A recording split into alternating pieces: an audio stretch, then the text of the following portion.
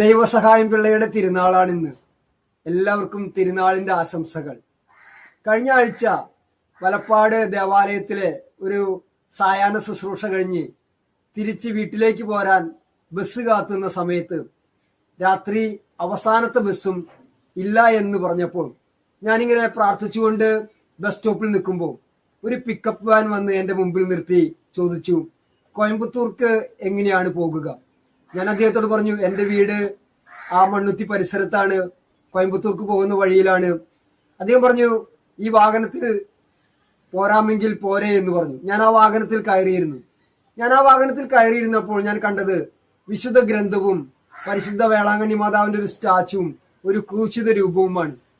വലപ്പാട് നിന്ന് മണ്ണുത്തി എത്തുന്നത് വരെ അദ്ദേഹം എന്നോട് ഈശോയെ കുറിച്ച് പറയുകയായിരുന്നു. നമ്മൾ എപ്പോഴൊക്കെയാണ് ദൈവവചനം പ്രഘോഷിക്കേണ്ടതെന്ന് പൗലോസ്ലീഹ നമ്മോട് ആഹ്വാനം ചെയ്യുന്നുണ്ട്. കാര്യങ്ങൾ അനുകൂലമാണെങ്കിലും പ്രതികൂലമാണെങ്കിലും കർത്താവിനെ നമ്മൾ പ്രഘോഷിക്കണമെന്നാണ് പൗലോസ്ലീഹ പറയുക.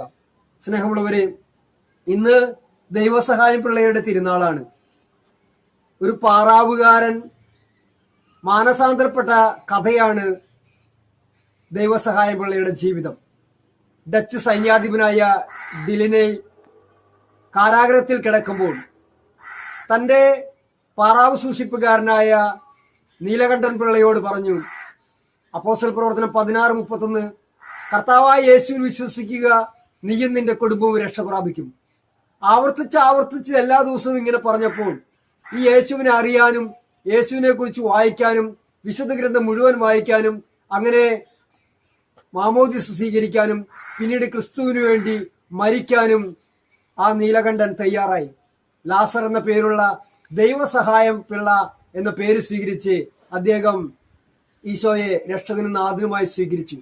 കേവലം 40 വയസ്സ് വരെയായി ഭൂമിയിൽ ജീവിച്ചുള്ളൂ.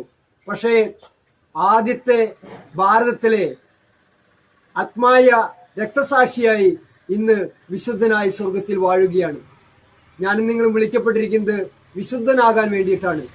ഈശോയെ സ്നേഹിച്ചതിന്റെ പേരിൽ നാം എപ്പോഴെങ്കിലും തോറ്റുപോയിട്ടുണ്ടെങ്കിൽ, ആരുടെ മുമ്പെങ്കിലും നാം തലകുനിക്കേണ്ടി വന്നിട്ടുണ്ടെങ്കിൽ, നിന്റെ തോൽവിയെ ഒരു തിരുനാളാക്കുന്ന ഒരു ഈശോ നിനക്ക് സ്വന്തമായിട്ടുണ്ട്. നമുക്കെല്ലാവർക്കും ദൈവസഹായം പിള്ളയുടെ ഈ തിരുനാൾ ദിനം മാധ്യസ്ഥം വെച്ച് പ്രാർത്ഥിക്കാം. എന്നെയും ഒരു വിശുദ്ധനാക്കണമേ എന്ന് പ്രാർത്ഥിക്കാം. ദൈവം നിങ്ങളെല്ലാവരെയും അനുഗ്രഹിക്കട്ടെ. ഒരിക്കൽ കൂടെ എല്ലാവർക്കും തിരുനാളിന്റെ ആശംസകളും പ്രാർത്ഥനകളും സ്നേഹപൂർവ്വം നേർന്നുകൊള്ളുന്നു.